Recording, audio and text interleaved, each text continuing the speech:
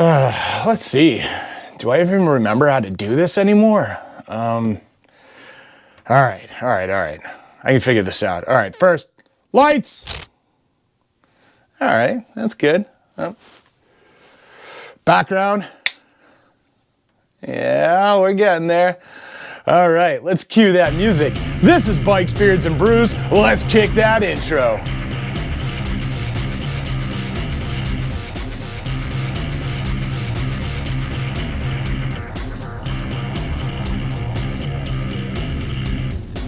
Hey guys, welcome back to the channel. Before we kick this one off, make sure you like, comment, subscribe, hit that bell notification.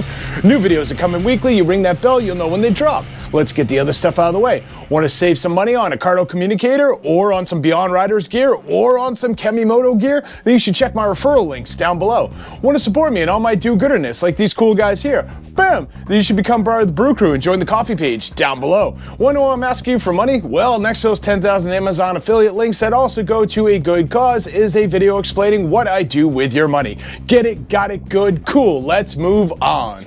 All right, guys, so as 2023 comes to an end, I figured this would be a great time to bring back Grinds My Gears and give you 5 things that absolutely grinded my gears about 2023 and that absolutely need to stop in 2024. So let's just kick this off right away with the first one, which is people who are quitting YouTube. Look, I get it. YouTube is not for everyone. Some people come in, they dabble, and they're like, all right, maybe not my thing, and they head out the door. Fine, whatever, high five to you. I get it. It is not for everyone. That's totally fine. The issue that I have are people that like rage quit YouTube. Like they showed up after watching like a few other people's videos and they're like, I can do that. I can become viral overnight. I'm going to make a fortune. I'm going to be super popular. I'm going to be the best guy on YouTube. And then they put out videos where first off, they're talking like they just woke up from their lobotomy. They are absolutely just boring as all crap. And they are just putting out very low quality videos and they're like, why didn't I get huge? My 2 friends and my mom told me I'm funny. Why doesn't anyone else think I'm funny? Yeah, whatever, dude. So I get it. You did not become famous. You are not able to support yourself on YouTube. I mean, you tried really hard making those 3 videos that were 45 minutes long with 2 minutes of content in it, but it just didn't work out for you. So you're leaving. But here's the issue. You people that do these like I quit videos, let me break it to you. If you are leaving YouTube because you didn't get huge, you didn't get popular, you didn't make the viral video, then nobody cares that you're leaving. You don't need to make a video telling us you're going. Like those legends in music said years ago, Molly Krew, girl, don't go away mad, girl, just go away. Seriously, we don't need you, just leave. That's all you have to do. We don't need a good vibe video. We don't care. Sorry, that's the reality of it. Just leave. That is it. You guys are so annoying. And I guess it's all right because you're not going to be here in 2024 because you just quit. Bye. All right, let's get on to the next one. This is a little more local, and this is something that annoyed me, which was Lonia's 100th annual bike week. Now, you would think with a centennial sort of anniversary, you would do something very special and very cool and maybe try and make this a huge event. What did Lonia do? They're like, look, we put 100 logo on some of the sidewalks, and then everything else was exactly the same and boring as shit. What did you guys think was going to happen? Like, you absolutely phoned this in. It was no different than any other year at Lonia. It was like, oh, welcome to the 100th, same as the other 99th.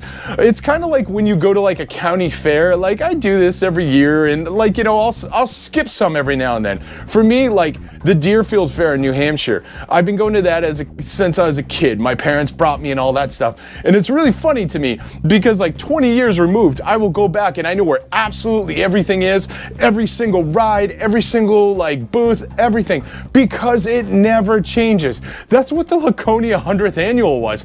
You guys were so lame. Like literally there was a logo that said 100th anniversary. They put like 1 or 2 of those around and that was it. Past that was just more shitty t-shirts and like nothing going on except more rules and regulations and lots of cops to tell you not to do burnouts, give you tickets if you parked in the wrong spot, and girls, you better not flash. You better not flash or you're gonna get fined too. Laconia, seriously, you were absolutely embarrassing. Maybe on the 101st you can kind of fix some of this shit because you are getting lame as hell and you need to stop this. Now let's get on to the middle of the pack, and that's panhandling bikers.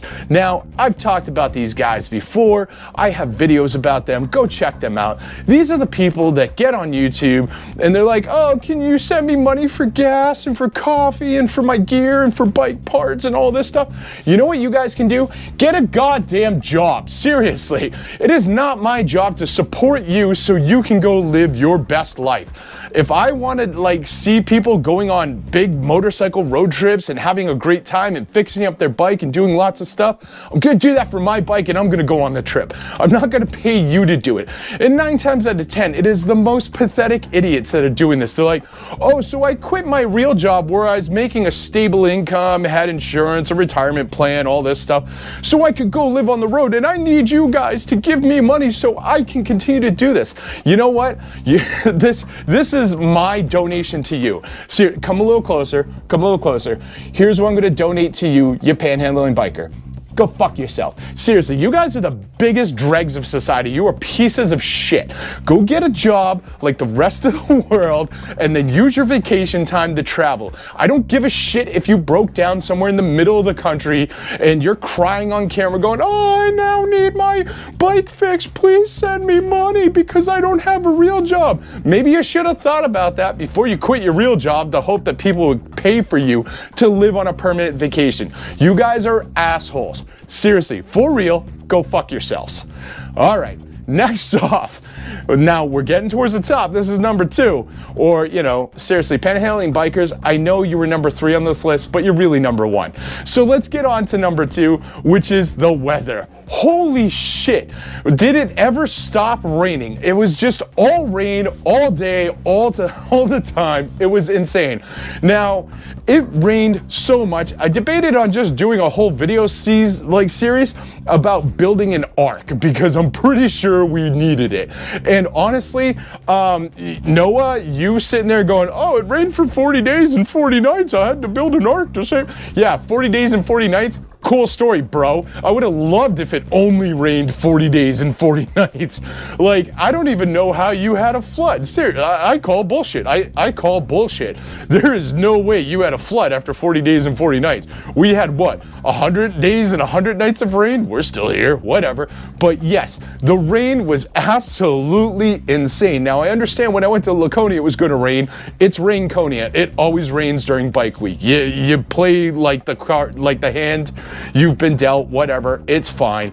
But oh my God, there was just so much rain. So if I was watering my lawn, which I don't know why I would have because it was raining nonstop, and someone came over to me and said, dude, you can't do that. You got to conserve water. I would punch them in the face.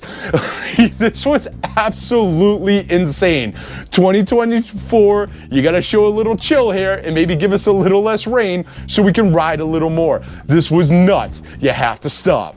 All right, let's get on to number 1. And what a surprise. Harley Davidson, you're my number 1. And this is why you're my number 1. No, just kidding. Seriously, panhandling bikers, you're still my number 1. Sometimes you're my number 2 as well. Like, you guys drive into a ditch. I hate you. Anyway, Harley, you guys were just absolutely insane. First off, you had the 120th anniversary. So you would think that you would do some really cool bikes. This is like a cool monumental sort of like date and time and history and all that. It was just more paint jobs. And then you had 2 guys going, oh, well, look at this awesome bike. Let's see how good it is. Let's see if it caters to me. Yup, I can fit my cowboy hat into the trunk, so it's a great bike. What the hell is that? It's just dumb. You guys are just like off the rails. And then your new CVOs, there were so many rumors and I was very excited about it. And I am still excited that you made some changes. High five to you. But you still came in and you rolled the dice short, man. Like, you were like, yep, still no mono shock in the back. We're just gonna do one shock here and a slave shock over here, which is absolutely annoying because now they have that little adjustable dial next to the saddlebag that adjusts one shock. You still have a slave shock over here. Harley, you guys are just stupid. Stop doing this. Go to a monoshock, you lazy bitches. I can't imagine it wouldn't be that hard to just make a slight arrangement in the frame. That's what your designers are for. Fix your shit. We're sick of these two uneven shocks. And now I just got this like butt plug hanging out the side of my bike next to my saddlebag.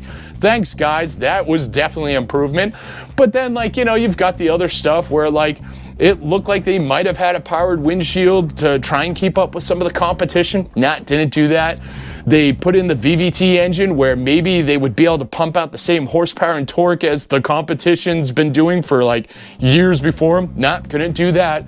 And then you've got all the like Harley guys who are like, well, the fit and finish is still better. Yeah, tell me how the fit and finish is still better when I'm replacing plastic parts on my engine in between going back for recalls, because right after that CVO dropped, which was grossly overpriced, it just had non-stop engine recalls. You guys couldn't figure that stuff out before it got out the gate. I understand if maybe about a year or two down the road, something started failing that was not anticipated, but these CVOs got released, and then as quickly as they got released, they start getting recalls on the engine to have stuff fixed on them. That is batshit insane. That is stuff that should have been caught in R&D, and I don't mean the normal R&D that Harley has where they're like, what color should we paint this bike and charge more for it? You guys are assholes. Seriously, stop it. Look into your bikes. Make sure they're going to run, and like maybe make sure that they don't get recalled right after they come out. That was just absolutely annoying. And then like, I kind of like the fact that the silver one was, of your CVOs, was still around the 40,000 mark, still overpriced for what you get versus your competition, because you guys are batshit and there's still people going, fit and finish, I love my plastic parts on my engine. But when you started getting the other paint job in there, it goes over $50,000. Like, I can buy a really nice sports car for $50,000. Like, you guys charging that for a bike is nuts. You need to rein that shit in, Harley. Seriously, going into 2024, we need you to stop doing more of the same and actually get on the cutting edge of stuff. Start being competitive again. Stop thinking that, oh, a new paint job is what's gonna sell your bikes. This is absolutely lame. You guys are just, you are killing yourselves. Do you not understand this? It is absolutely insane. Stop it. All 5 of you groups, you all grind my gears, you're on notice. 2024, knock it off. Hey guys, I hope you enjoyed that one. It's been a while since I just got to rant like that. That was fun. I mean, honestly, I think I got triggered on the panhandling bikers thing because, man, I saw so many more of them in 2023. They just keep showing up. And it's so depressing because there's a lot of really good motovloggers out there doing a lot of really good content. And I encourage you to do what I do when I see this. There is a lot of content creators that are out there just to get your money so they can live on a like permanent vacation. Go to their YouTube, go to the YouTube channel, unsubscribe, because I know some of you are still subscribed. Just stop, unsubscribe, hide their channel. When it pops up in your feed, right click and say like, do not show me content from this creator. Hide them on like all the other platforms. You can hide them on Instagram. You can hide them on like, I don't know, whatever other crap you guys look at. It is possible.